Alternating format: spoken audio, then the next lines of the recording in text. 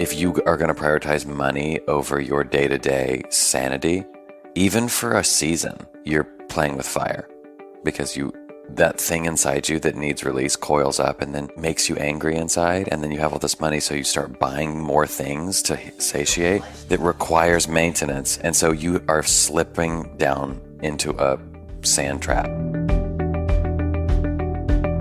Today's guest is Jedidiah Jenkins. So he started out life in Nashville, ended up somehow going to film school and studying writing, well, actually going to school and studying film and writing, and then made this really interesting turn to head into law, and then went into the world of nonprofits, where he became part of one of the biggest sort of viral movements on the internet that made a massive splash and then also turned dark really quickly. From there, he then mounted a bicycle adventure that took him from Portland all the way down to the southern end of South America. Does that sound like a lot for a guy who's in his mid-30s? Well, it's a lot for anybody. And in today's conversation, we dive into all of these different stops along the way, why he made those stops, what were the motivation behind it, what he discovered, and how each one of these different things changed him. Really excited to share this conversation with you.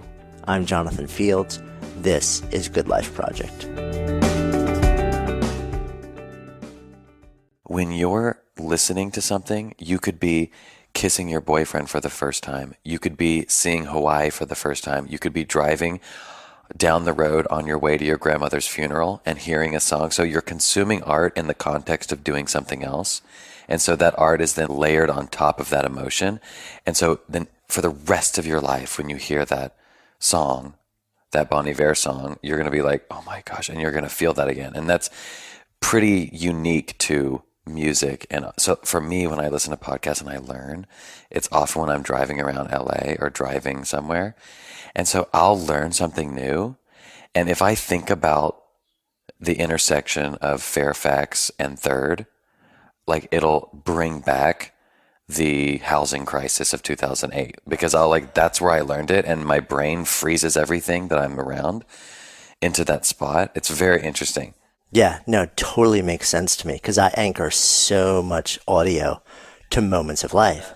And if I hear it like a song on the radio or Spotify, it's like, yeah, it will in the blink of an eye, it brings me right back there. And yeah, because it's sort of this it's like passive but not entirely passive. It is different than any other form of media because you can be doing something else. So we kind of just jumped right in. I'm feeling you and I let's kind of like get a bit of a meta lens, because you have this really interesting sort of like series of journeys and seasons in what you're doing. You know, as we sit here today, we're hanging out, we're on a couch in a little bungalow in Encinitas, living in LA. You grew up in Nashville, which I've never been, actually. I'm going for my first time in just a couple of months. It's amazing. Good memories from there? Oh my gosh, yes. Grew up on a farm.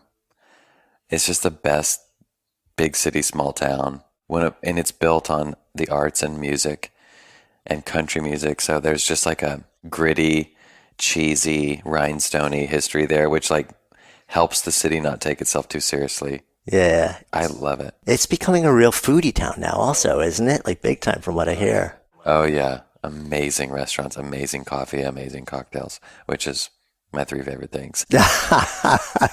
All together preferably. Right. It's like put it in a blender and hit spin. Did you split when you went to college? Yeah, I left Nashville for college at USC, University of Southern California.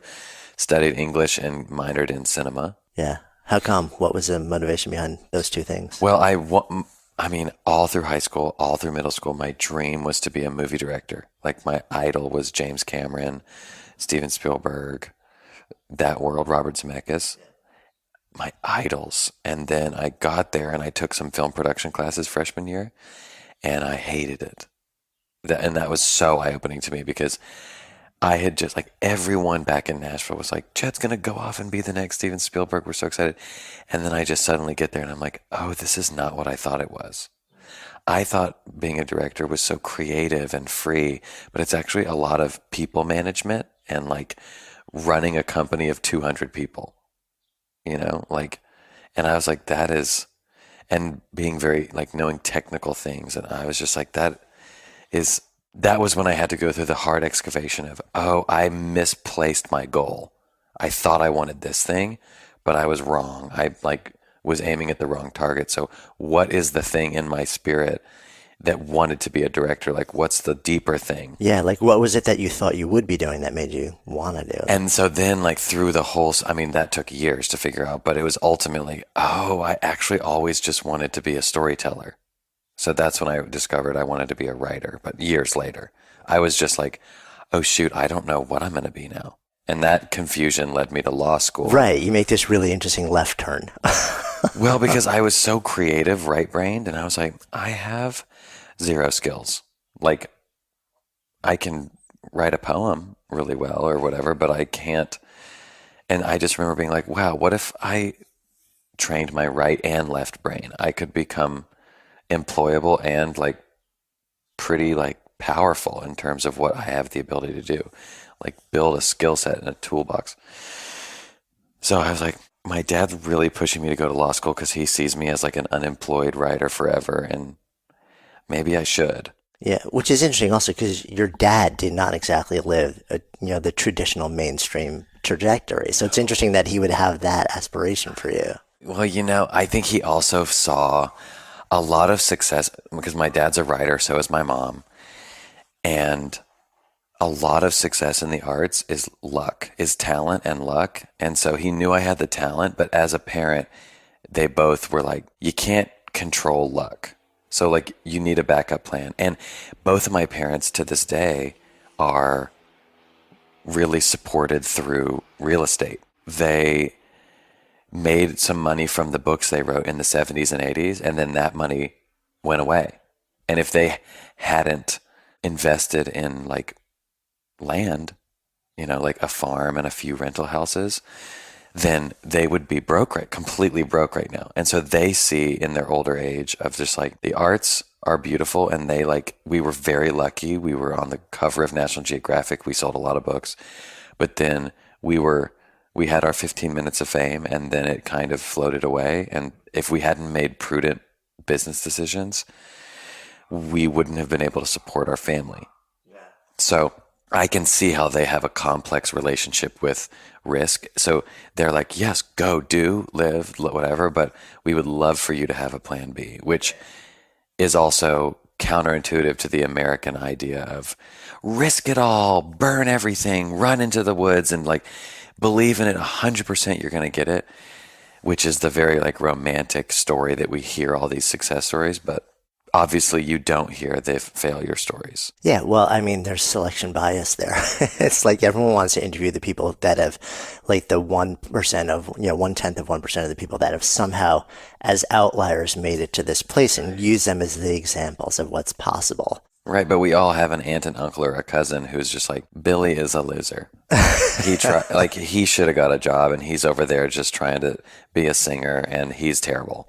But it's a really tough thing though, right? And I've had this conversation a lot recently with different people. I'm a big believer in the possibility of blended careers also, in that, there's the aspiration. If you're one of those people where you can take the thing that lights you up and you can make enough money to be very comfortable and feel good, awesome. That's great. But like you were saying, the idea of having like a workaday mainstream job where it's okay, it's not horrible, but it's not awesome, but it like totally covers you and gives you plenty of time, 5 to 9 and on the weekends to go and do your mad art, your passion work, all this stuff. I think it's a completely legitimate path, which is really, I think a lot of people just really look at that and say, no, that's not okay. Well, I totally agree with you. And I think that's a huge problem, especially with millennials, is that we were raised on follow your passion, love every day, wake up, let birds dress you, and leave the house and just love life every day. And it's like, that's great if, and I mean, I feel that like I love life every day, but that's also a perspective. I do a lot of boring things and I do a lot of hard things. And I'm a writer. That's my dream job. But sometimes when your dream job, where you becomes your vocation, then it's actually the very thing that you love becomes the thing that shackles you down, and you start to hate the thing that you always loved. Like there's a bit of a romance when you have a 9 to 5 or 9 to 6, and then you have a passion project on the side that doesn't make you money, that you know you do it just because you love it. Right. And it doesn't have to make you money. So you have the freedom to just be fully expressed and whatever. And as soon as that thing has to make you money that you love, it can become your enemy. And so that's a very treacherous road to walk. And that's something I tell people where they're like, I just want to quit my job and go do my thing. And I'm like, you should I mean, that's amazing, especially if you have a good idea and especially if you're good at something like that. But also know that the thing you love it's like marrying the person you're having a crush on. It's like you're going to find out that they have a lot of problems.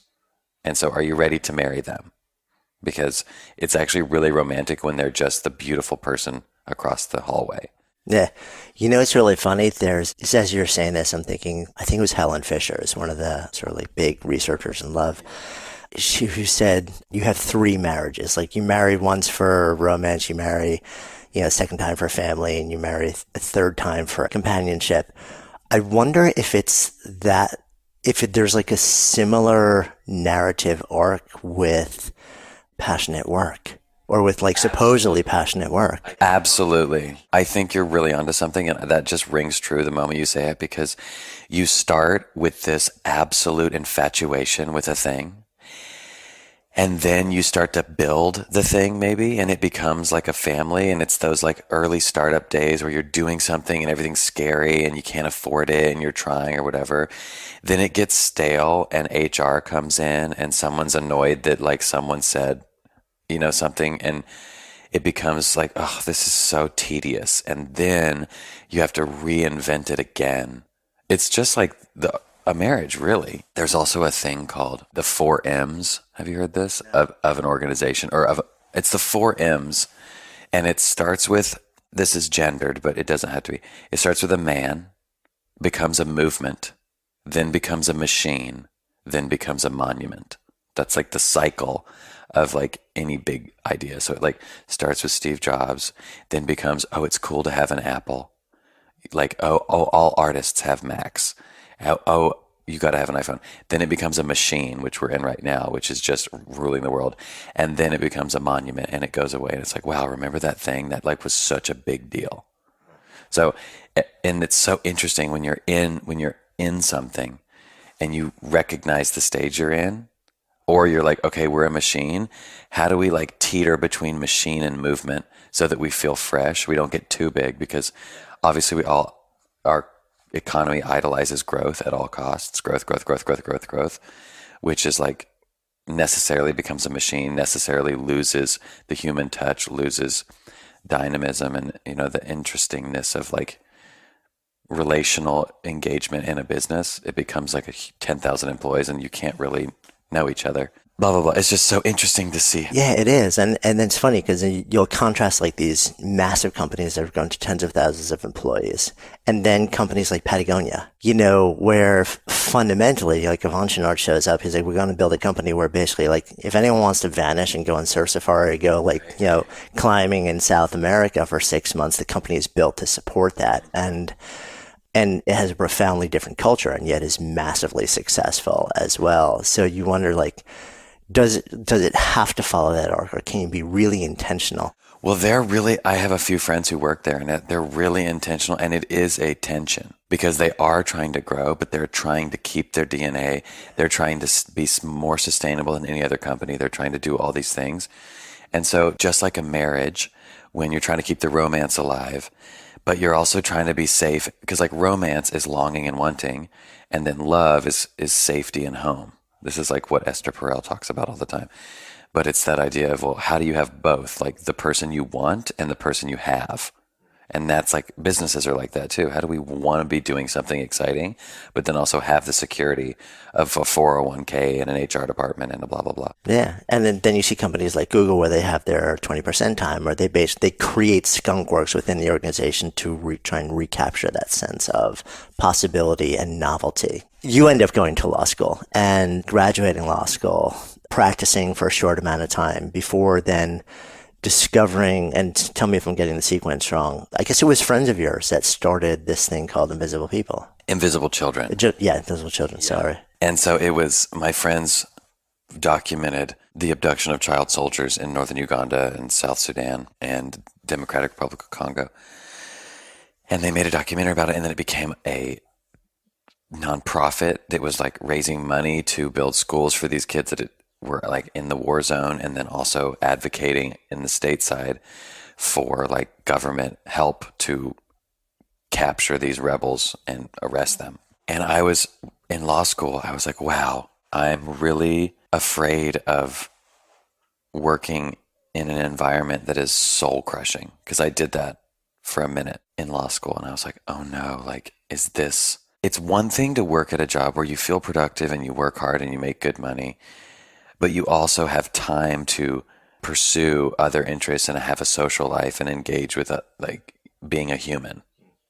It's different when you sign up for a job that actually owns your every waking hour, and they pay for it. You make a lot of money, but that is a very dangerous wager, because if you are going to prioritize money over your day-to-day sanity, even for a season, you're playing with fire, because that thing inside you that needs release coils up and then makes you angry inside, and then you have all this money, so you start buying more things to satiate that requires maintenance, and so you are slipping down into a sand trap. And so I felt that, and I was like, no, I would rather be poor and work at this charity and be their lawyer and like barely pay my loans off over the next 50 years, but be happy and like travel and go to Uganda and these things.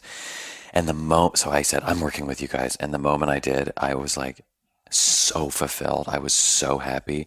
I was poor. I mean, I had my bills paid. I could live. I could afford a pint of IPA. You know, I was fine. But I was so happy. Oh my gosh. And just doing creative and important work with people that were smart and ambitious and risky and full of heart was just so incredible. So that was like my 20s as working there. I mean, those 5 years of my 20s.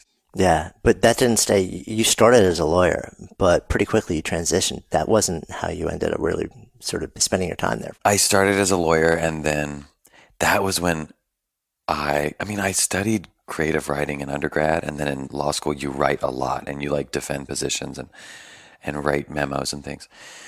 And so at Invisible Children, they would call me into like creative meetings. They're like, oh, we're working on this documentary. We're trying to summarize this issue about like complacency or being like global citizens and what it means to live in the world that's connected now, where we're all on Facebook and we can talk to each other and we can see what's happening on the other side of the world instantly.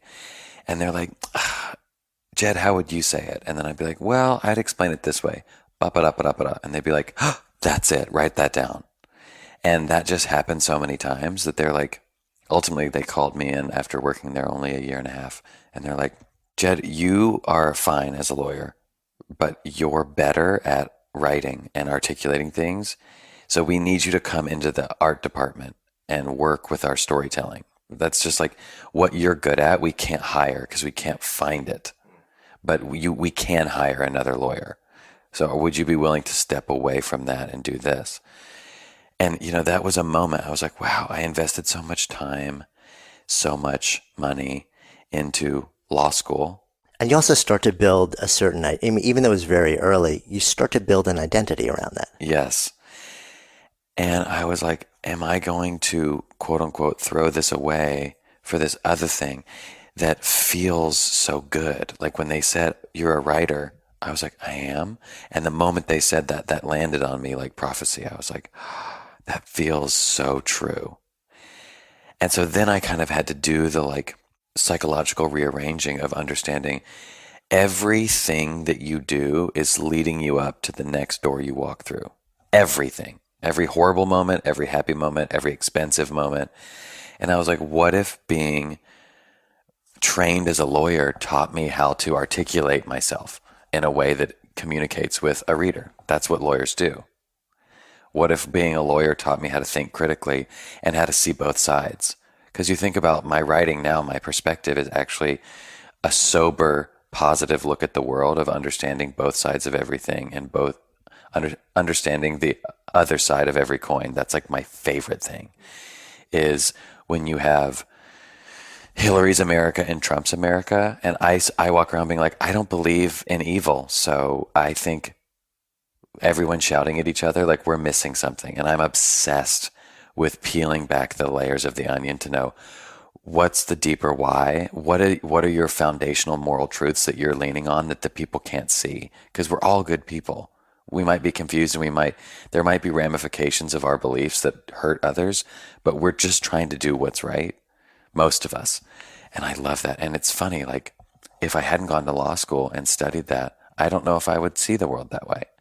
And so even though I moved away from being a traditional lawyer, I'm like, wow, the career I'm in now, the thing I love most, maybe going to law school was the exact thing that led me there. Which is so interesting to me. So, full disclosure, former lawyer also. Practiced for about 5 years. And one of my favorite things to do when I left was not have to actually write like a lawyer, but I also felt it was incredibly valuable to have the training and the practice behind me to understand all the things you were just sharing.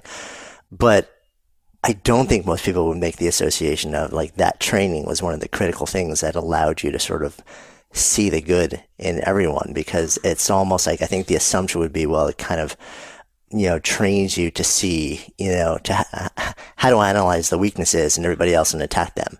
But I do agree. I think it's a set of analytical tools and experiences that you can bring to any experience. And full disclosure, I am like a chemically imbalanced optimist. I see everything as beautiful. So like I walk up and I see a knife and I'm like, oh my gosh, I could slice butter with this, with bread. I could like carve art out of wood, where someone else would be like, I could kill hundreds of people with this. This is perfect. So we're looking at the same thing. Right.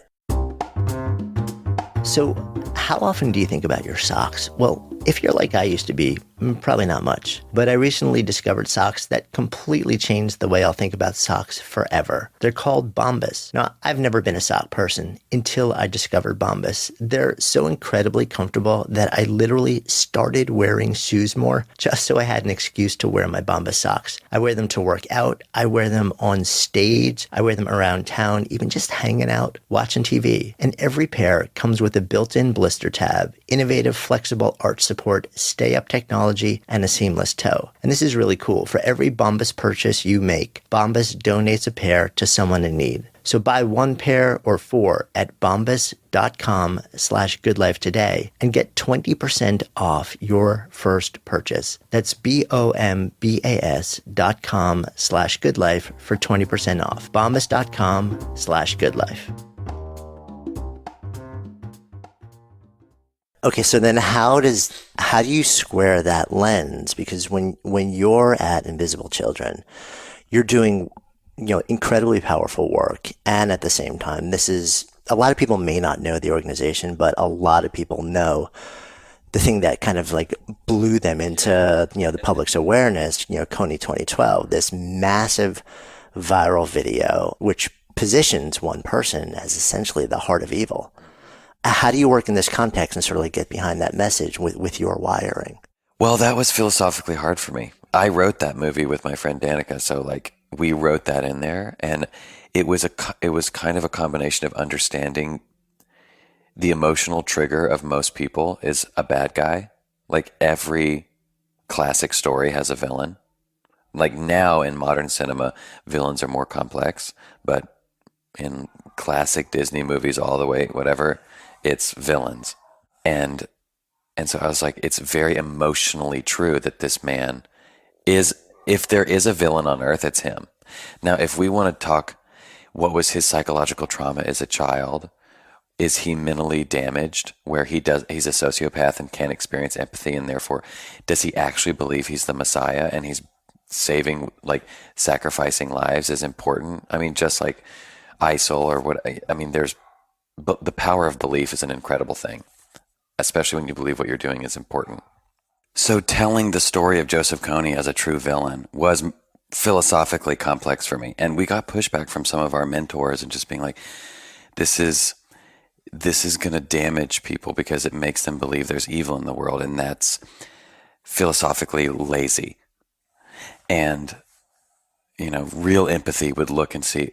And that was just the kind of thing where it's like, well, we're not advocating to kill him. We want to arrest him. Like, the loving thing to do is to arrest him and put him on trial and like stop him from doing, like, not believing that there's evil in the world doesn't necessarily mean I don't believe that bad things happen that hurt and cause pain and suffering. Of course, of course. And we want to mitigate and stop that. So if someone is out there kidnapping people, we should stop them from doing that with everything we have in our arsenal.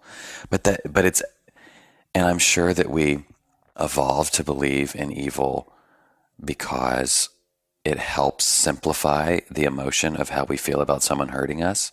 But I don't actually think they're being puppeted by some spirit of darkness. I just think they're damaged and their brain sees the world differently, and we should stop them from doing that. In the same way that if a stick gets caught in your bike spoke and it doesn't work, the stick isn't evil. It's just not helpful and it needs to be removed. And so you remove it. You don't have to hate the stick even. You can be like, here, little stick, you go over here now. You're in the wrong place, and you're doing something that's detrimental to the functioning of this system. So we need to stop that. That's that's a whole nother philosophical conversation. But so that was something I learned through chasing Joseph Kony for 5 years. And for those, just sort of to give that context also, so, like something like 100 million views in a week or something like that, I'm sure so much after that. But for those who may not have seen it, we're talking about essentially a rebel leader that in the 80s rose to power trying to overthrow the government of Uganda. He actually had a legitimate rebellion, and then they turned on him. He became hyper spiritual, believing that he was like sent by God and the voice of God. And when his army defected from him, he figured out that if I abduct 8, 9, 10-year-old children from their homes, they are programmable because they're so young. So if I have them kill their brother or sister, they become so traumatized and so fearful they'll do anything I say. So he built an army of child soldiers moving from place to place, hiding in the jungles of Congo and Central African Republic, just continuing his rampage until he can build an army big enough to overthrow his rightful region.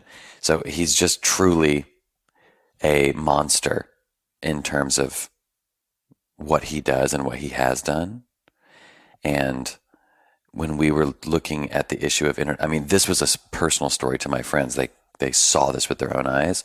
But then as we were building a campaign around it here in the US, we were like, international justice, international intervention is complex and messy. We all know this to be true when we look at the history of the United States. But as the world becomes more of one cohesive unit where we feel each other's pain and we see, and Africa doesn't seem so far away, maybe let's start with the most obvious thing and then we can work back as things get more complicated. So how about we stop this guy from abducting children and causing them to murder their parents? Like, that's maybe something we can all agree on. And that was kind of the crux of making Kony 2012. And it was a huge conversation, and it had so many supporters. And then when anything becomes that public, it has people criticizing it and thinking it's too simplistic and wrong-headed, and it's promoting military intervention, which, newsflash, it was. Like, hi, that's what we wanted, was the military to go in and save these kids, as we would want the police to go in and break into a house that was like held hostage. And so, yeah, it was very complex, and it was hard on all of us, but it's important. Yeah, because that, I remember, it was like there were two waves with that. One was, wow, this is this incredible phenomenon and like shining a light on this terrible thing. And then it was like it flipped in the blink of an eye. It felt like from I can't imagine. This is from me who like no idea you existed back then, like looking at it from the outside in, seeing how it flipped, and all of a sudden public opinion is like, wow, powerful, get behind it too. Who are these guys? Are they scammers? Are they like who's really behind this? Like, what's their real agenda? And trying to like find the people who are behind it and like go into their backgrounds and take them down. Like, can we find any dirt on them? It's so true. That was the most interesting, traumatizing thing that I've ever lived through. Truly. My best friend and founder of the company went straight up biblically Tolstoy level insane running through the streets naked, in a straitjacket, tied to a thing for a week, in like intensive care over like the mental break for months, over feeling like the whole world was trying to take him down, destroy his marriage, call him a liar, when he'd spent a decade of his life almost getting a divorce because he's so dedicated to this cause that his wife is like, we have 2 kids, you can't work all the time. And he's like, I'm trying to end a war. And she's like, me too, but we have a family. And so like, imagine sacrificing so much to try to like end this war. And you're like practically living only on cereal and bologna because you're just trying to do it. And then you suddenly see, oh my gosh, the whole world's talking about this thing finally. I've given a decade of my life in sweat, blood, and tears. And then all of a sudden they turn on you and say, you're a scammer. Imagine that. And it actually broke his brain. I thought forever, but thank God he was back and right as rain. But still, like 6 months later, that's a long time. I thought I'd lost my friend. What's going through as you're navigating that window of time? What's going on in your head, in your heart? It was very hard. It was very sad. But as an optimist, I also, in a car, when it has a governor in the engine and it can't go over 90, like if you're going too fast, it'll rev down. My brain has that. I can't get worked up. I'm not capable of it, really. As soon as my heart starts to race and as soon as my brain starts to race, something happens and I chill out and I just think clearly. And I don't know, this is not something I learned. I can't teach anybody how to do it. I don't even know if it's good. But like I was built for crisis. And so I was just, I become very philosophical and very analytical and very big picture when things get crazy. I'm like, in the scope of human history, we're going to be okay. We still, we're doing something important. Every pendulum swings, all these things. And so I became a source of calm, I think, with it for Invisible Children in that season. And I would like give a lot of speeches and talks to our interns and staff because they were like crying all the time, as understandably. That's just the truth. And that's part of like my writing is very sober. In that sense, I just like love thinking about the phenomenon and magic of being alive and how unlikely that is and how insane. And like that big picture thinking is insulating from panic and anxiety, at least in my life. It's an amazing skill to have, but it sounds like it's not so much a skill, it's part of your DNA, which is unusual and extraordinary. Your move after that was really interesting. You decided, okay, so from there, I'm going to take a year and a half and travel from Portland down to the bottom of South America by bike. Mm-hmm. Mostly by bike. Sometimes I had to hitchhike and bus when my bike was being not friendly. What was the thing that triggered that? Well, what triggered it was like a confluence of things in my life. One, loving Invisible Children, loving the work I was doing there, but also being a millennial and being raised on have no regrets and do the thing you love. And I was like, especially writing for Invisible Children, I was like, I really, really, really want to write a book. Like I want to be a writer. I want to be Henry Miller. I want to be Donald Miller. I want to be John Steinbeck. That's actually my dream. This job is awesome, but I felt like I'm not married. I don't have a mortgage. I don't have all these things that cost money and therefore limit my ability to do something risky. And so I was like, I'll never be younger and less attached than I am right now. And so, and I was 27 at the time and I'd been working at Invisible Children 3 years. And I was like, I'm going to be 30 in 3 years. There's something about 27 where you feel the slide into 30 and then all of a sudden you're like, that is no shit an adult. Like, your 20s but 30 is an adult. So I can't like not know what's going on when that's the fear and the thought. So I was like, okay, I'm just going to be really intentional. And you know what? I love my job. I'm good at this job. And I'm going to take a year. I'm going to take 2 years off. I'm going to bike across South America and I'm going to write a memoir about it.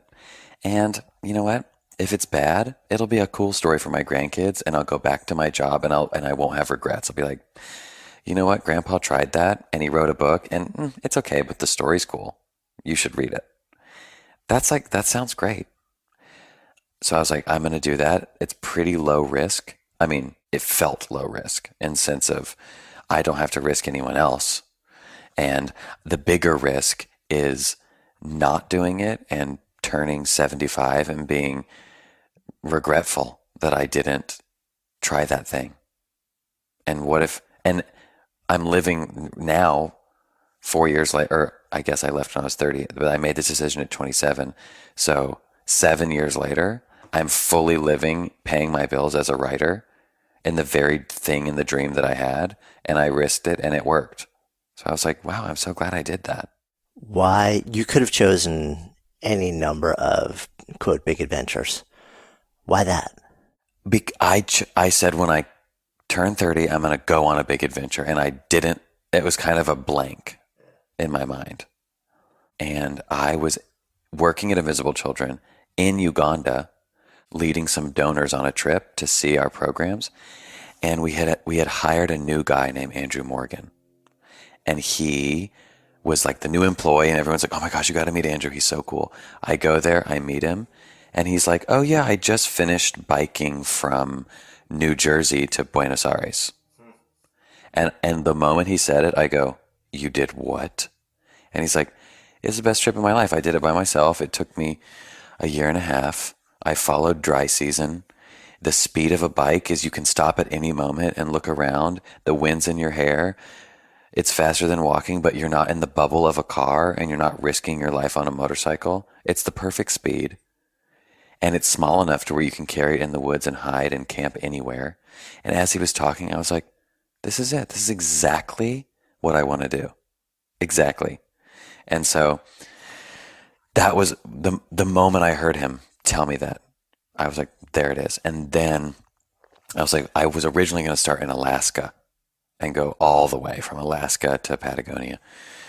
But then I realized with weather and timing, I would have to bike faster than I wanted to, or I would have to take a full 2 years, because you have to be in Alaska during its summer and Patagonia during their summer. So I was like, well, no, maybe if I start lower. And then I thought, oh, my parents walked across America and finished their walk in Florence, Oregon. I'll start in Florence. Where they finished, I'll start. And it'll be like a legacy thing. So you're picking up where your parents left off. And so, but what's so funny is that I actually, going on this big adventure to write about it, I promise you, and believe me when I say this, I thought I had this whole original idea. I was like, this is such a good idea. And then my dad's like, yeah, that's exactly what your mother and I did. And I'm like, oh my gosh, I'm copying them exactly. But it's like, that's like the power of persuasion, is that my parents were such great parents, and they never told us kids that we had to do anything. They just supported what we were interested in. I mean, we had rules, and we had to like go to piano practice and whatever, do good in school, but they never projected their dreams on us. They just wanted us to fulfill our own. And so by doing that, I saw that the life that they had lived, traveling, exploring, being curious about the world, being open to new ideas, that really, I looked at them and I was like, I respect that, and I want to be that way. Whereas if they had told me I had to be that way, I probably would have rebelled against it. So it's funny, they like tricked me into being like them. The day that you leave, like the moment that this turns from a 3-year seed that's been germinating to the day that you wake up, and the moment you saddle up your bike, you've got your packs, you've got everything, your feet are on the pedals, and you're about to leave. What's that moment like? You know, it's like, it's very similar to the first day of college, or where there's so many unknowns. It's exciting. You're like, what new friends am I going to make? Are my classes going to be hard? Like, wow, campus is so big. It's like that feeling of, I've talked about this for years. Before I went on the bike trip, I had been openly talking about it for almost 3 years, telling all my friends. So by the time it came, I was like ready to get on that bike. I'd been like, enough talk. I need to do this thing. as opposed to like making a decision to up and go like a week later, where you might have panic and doubt. I was so invested in this thing. I didn't have doubt. I had fears of discomfort and fears of getting hurt and fears of just my body not being up to it, because I'd been so busy dealing with Kony 2012 up to this point that I hadn't trained at all. I hadn't like ridden a bike in years. And so I was like, well, here goes nothing. So I was slightly fearful, but I was just mostly excited. I was like, it's happening. Like, you speak something into existence, you tell your friends you're going to do it, you dream about it, you talk about it, and then it happens. That was a huge lesson for me of whenever I want to do something big that's scary, you have to talk about it. If you do it in private, if you can't tell your community about it because you're embarrassed, it's not going to happen, because it'll get hard and it'll get confusing. And then you'll be like, well, thank God I didn't tell anybody about that, or else I'd be embarrassed right now. But if you like push your chips in, then your community holds you to it. And what you find is your community supports you. And the things that would have been hard doing it alone, now you have a whole community of people helping you do it. And what I love about what you did also with it is you started with, like your own private small community. And then you decided to essentially live journal the entire adventure, choosing Instagram as sort of like the place where you would do a blend of like stunning photography and deep thoughts. And so you start to build this massive public community that's building along with you and going on the adventure with you and talking with them along the way and sharing with them. And it's almost like, you left a world behind, but now like you're building this massive world to come along with you. Yeah, that was really, really interesting. It turned the trip, instead of journaling, it was more like journalism. But like memoir journalism, in the sense where when you experience something new, but you're writing back to readers at home, then it gives you a lens of like studying a thing and trying to translate it to the people back home. Like when you write a postcard to your girlfriend or your mom and you say like, wow, this is what Mexico City's like, because she's at home not looking at it. So you like try to. And so what's so interesting is even when things got hard or confusing or triumphant, because I was distilling it into a message for people who didn't know me and weren't there, it actually made it much more survivable, because I was looking at it with like the lens of observation, where, like you think like war photographers are fearless. Because there's like when you have a camera over your eye and you're running into a battlefield, you kind of forget that you're on the battlefield and being shot at. And on the bike trip, when I could have been scared camping in the middle of the woods in Colombia or wherever, I wasn't, because I was like, oh, this is going to be such a good story. And sort of when you feel your life as a story to tell, it doesn't feel so personal. It feels like it belongs to everybody else as well. And so you don't hang on to it so tightly almost. Which can be really powerful. And at the same time, did you ever feel like there were moments where, because of that dynamic, you were more the observer and reporter than the participant? I mean, it's almost like, certain bands now are actually banning mobile devices because people are missing the opportunity. They don't care if the videos get out, they're like, whatever. They just want people to be fully present and there to experience and not record and share it. Well, and I didn't take a ton of photos. I wasn't a photographer. My recording writing is different than photography, because you have to distill a thing you experienced into words. And the thing I was reporting was my experience. So you can't not participate and then report your participation. It doesn't make sense. And so it added a flavor to the experiencing of everything, just knowing that I was a storyteller.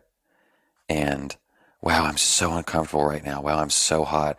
Wow, it's raining on me and I can't get out of the rain. And now my hammock is full of water and I'm absolutely miserable. And I could just be miserable, but I could also think, oh, at least I get to write about this. There's something that'll come out of it.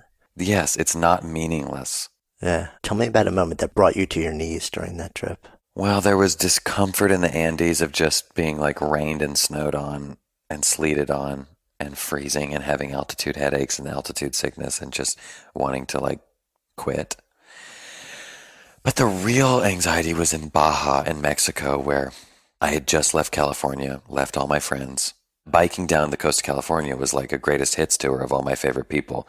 Staying with them, they're so excited. Oh my gosh, you're really doing it finally. And then all of a sudden, boom, I'm in Baja, Mexico. There is not a tree in sight. It is just godforsaken desert. No humans, almost no stores. Towns are so far apart. I don't speak Spanish. It's October 2013, and I'm so lonely. I'm with my friend Philip, thank God, who's an angel. And I'm thinking, whoa, I'm not going to see my friends for so long. I'm miserable. I'm not good at biking. I don't know if I have enough water to make it to the next town.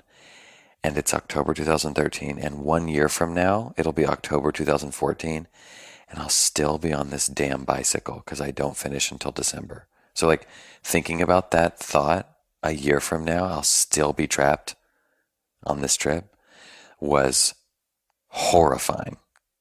And so I was like, as I biked all day, running through every scenario of like, okay, maybe I can like fake tearing my ACL or like somehow injure myself to where I can't do it, but that'll get me out of it in like a respectable way. I was like fully on the like, how do I get out of here mode? And then what's so amazing is my parents, having walked across America, like how many people have parents who can identify with that moment? And I'm like, Dad, I want to quit. And all my friends are like living this wonderful life in LA and San Diego, and they're going to forget about me, and I'm out here in the desert, and this sucks. And he was like, Jed, your body still thinks it's at home. It hasn't adjusted to life on the road. It still has expectations of life renting an apartment. So it takes a minute for you to overcome those expectations, and the road will become home. It will become very normal, and you won't be uncomfortable. I promise you that. And I was like, okay. And he goes, and FYI, your friends haven't forgotten about you. They're doing the same shit they always do. And guess what? They're jealous of you. They want to be out on an adventure. You're jealous of them. They're jealous of you. So you better live that adventure because they want to be living it. Lots of people do. So don't wish you were somewhere else. And he goes, I walked across America for 5 years. When I got back to Connecticut, my friends were still sitting on the porch smoking weed, like I had never left. And they were like, wow, dude, you're already back? And he was like, and I met your mother, and we walked for thousands of miles together, and our lives are changed, and we're on the cover of National Geographic, and they're still sitting on the porch smoking weed.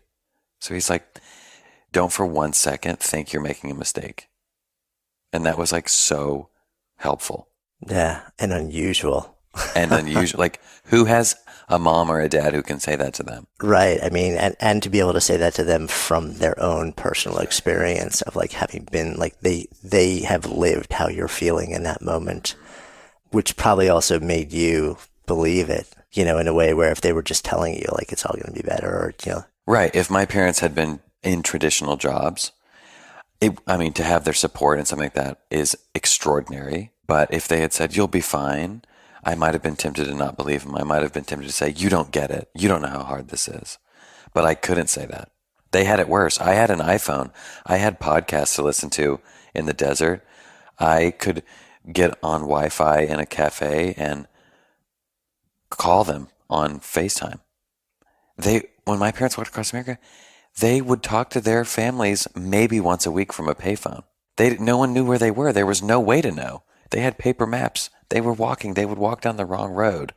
Once you habituated to the fact like this is happening, I'm in, and you start to get further into it, did the thing that kept you going over time change?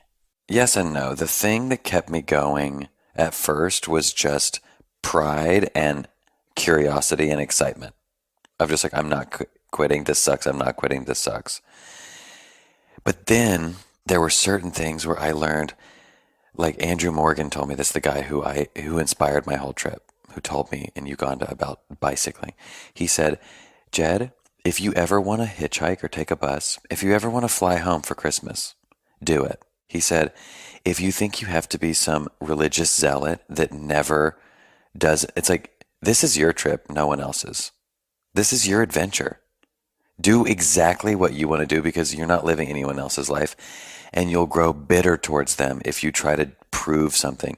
Because he was like, I'm looking at you and I know you're not going to win the Tour de France. You're not an athlete, so you're not going to break a record here. And you're not the first person to do this. So don't try to break a record. Try to live a life you're proud of. Try to be curious and discover the world on your terms.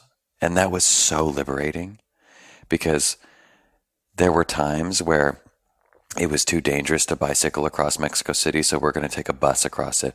There were times where my friends were flying into Panama to meet me, and I had busted a bike and I couldn't bike to them in time, and they had spent all this money to come meet me, so I had to bust to catch up to them. Things like that, where if I had been more religious, it would have been a different experience. And so I ended up having, and then I was like, I'm just going to stay in Bogota for 2 weeks. I'm going to stay in Salta, Argentina for 3 weeks, live with this family, and go on vacation with them, this family that I just met, and become part of their family, because I can.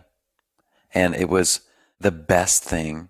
So once I acclimated to, I was over my pride, and I knew that this was my life. I'm going to live this trip as I want. And I'm going to camp. Sometimes I'm going to stay in a hotel. I'm going to put my bike in the lobby, and I'm going to stay in a hotel and have a glass of wine, because I slept in a ditch and under a bridge for the last 3 weeks.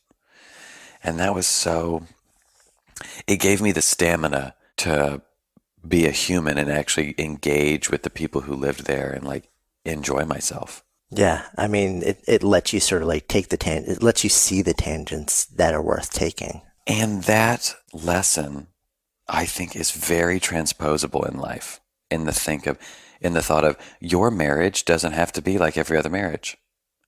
You get to choose. Your job doesn't have to be like, just because people say when you're a lawyer you do this, this, this, this, and this, just because when people say when you start a business you have to do this, you have to hire a PR company, you have to go that, you have to get a website just like this, and you're like, this is my business.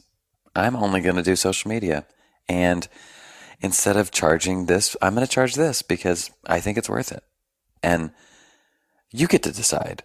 And I think that's so liberating to like understand that expectations are a framework to get you started, but then you get to decide what's next. And that's what I did with my trip, and it made it the best thing ever. Yeah. Where did you end? I ended the bicycle trip in El Chalten, which is Mount Fitzroy, but I finished my whole trip in Torres del Paine, the park, with hiking with my mom and 2 friends, which is like, I mean, Patagonia is huge. It was absolutely incredible. The hiking trip with my mom, she hiked like 12 miles with me up this mountain, and it was very difficult, and I was so inspired, and she's 67 at the time. And that is the end of my book. Like my book about this bike trip, like that moment was so revelatory to me, just like with my mom, and just, my whole life and my relationship with my mom has been tumultuous and amazing. So it was just the most incredible way to end the trip. And Torres del Paine, I don't know if anyone listening has seen what it looks like, but I encourage you to Google it. It is the most dramatic mountains you have ever seen, the strangest shapes. I always say it looks like God was like in a hurry and using really big tools and just like throwing things together. Like they're not smooth. There's nothing. It's like chaos, and it's so cool looking. And to hike around there with my family and friends, or my mom and 2 friends, was just the perfect ending. And then I finished December 22nd. I finished on my 32nd birthday. December 19th was that hike. We flew home the 22nd, flew home to my family, and Christmas in Tennessee, a tender Tennessee Christmas. It was like lovely. When you finally made it back to LA, was your dad's prophecy right? Yes. My friends, they were like, "You're already done? I feel like you just left." And I'm like, "I have lived 1,000 lives since I saw you last. I can't believe it." And that was also my theory of like, I really wanted to go on this trip because I was like, I feel myself getting older. I want to do something that shakes me awake, that is unusual, because I wanted to feel surprised by life again, like you are when a kid. And that's why time moves so slowly, because I felt my life slipping to where like, oh no, I blink and how am I already 30? I blink. And the experiment worked. Like that year and a half felt like, honestly, a decade. And then I came back and my friends were like, I haven't even like unpacked from moving into my new apartment yet. And I was like, what? Did it change the way that you related to them at all? Or they related to you? No, because I had seen a lot of things and I had changed internally, but I didn't even know how I'd changed. The outer side of me was very similar. I mean, I have a very defined personality. I've been the same person since 7th grade. Now, I went through like intense evangelical Christianity. I went through intense agnosticism. I went through all these different seasons, but I was still always the same Jed. I just might have like had different conversations, but I was the same person. So even living on a bicycle by myself in Patagonia, sleeping on a riverbed, I would like go to the fruit stand the next day and be the same person. I just was like a lot going on in my head. But so, no, I didn't relate differently. And I surround myself with people who are travelers and who are curious explorers. So it's not like I came home to a bunch of hometown people who have never left and they don't understand me. My friends, my community understands me, and they are similar in that sense. So I came home to kindred spirits. And that's part of why I don't feel alone in this world. And a lot of people with wandering hearts and wanderlust do, because they're like, everyone around me is so content and I'm not. But I live in a community of people who are very curious about life and about living it to the fullest. And this then basically opened the door for you to really embrace the writer's life more fully upon arriving home. And it gave you, you know, a lot of source material. So you start working on a book. Mm-hmm. And I start working on a book and, you know, and I think it's going to be a novel at first based on my trip, because I wanted really to have a lot of license to say whatever I wanted, and I didn't want to hurt anybody's feelings. But then over time, and through the advice of my agent and ultimately my editors, they were like, Jed, your voice is so unique to you. People want you to say it. They don't want a character. They actually, because of your Instagram and your writing and the way that you're public with your thoughts. Yeah, they're connected to you as like it's the person. me, Yeah. not just a story. And so you'll be losing something if you don't tell the truth. I remember feeling so afraid to tell the truth about anything to some degree. Afraid of what? Afraid of my mom believes that being homosexual is sinful and might lead to live a life in hell and will definitely lead to AIDS. She believes that. And to talk about that openly is kind of throwing her under the bus to a lot of people. Whereas she's the greatest mom ever, and I'm obsessed with her.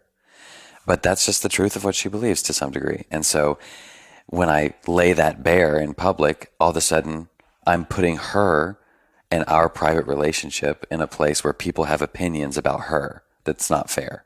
Well, maybe it is fair because it just is true. But, you know, that's scary.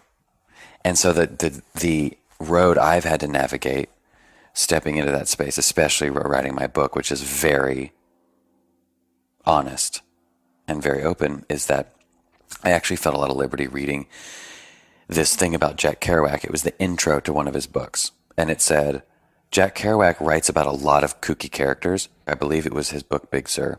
And the literary professor or whoever was writing the intro said, Jack Kerouac writes about a lot of kooky characters, a lot of morally ambiguous or morally questionable people. But they said, but you'll notice he never has a mean thing to say about anybody. He just liked everybody, even if they were like crazy people. You felt a loving look from his voice. And I was like, I'm like that. I like everybody. I love my mother. I think she's hilarious, super smart, super convicted, loves God. so strong in her convictions and so loving. I'm like, just because we have a different perspective about things doesn't mean that she's bad. She just has a perspective that's different than mine. And so I was like, I'm just going to paint her the way I see her, which is this amazing woman who deserves love, and we just disagree on some things. And that's caused me pain in my life, but not at the expense of my love of her. I've always known she loved me first and foremost. And I felt that even in her cautions and fears and challenges of me, and her beliefs and things that I believe are manifestly untrue. I think especially in the world we live in now, being able to hold love for someone and knowledge that they believe something very different than you is being lost. And that is something to be cultivated. And so I am hoping that my book does that. Yeah. No, I think that's, if holding that duality, if we can figure that out even a little bit now, I think it's powerful and needed in this moment in our history. This feels like a good place to sort of come full circle. So as we hang out here in our little cottage in Encinitas, California, with the planes buzzing by and various other things.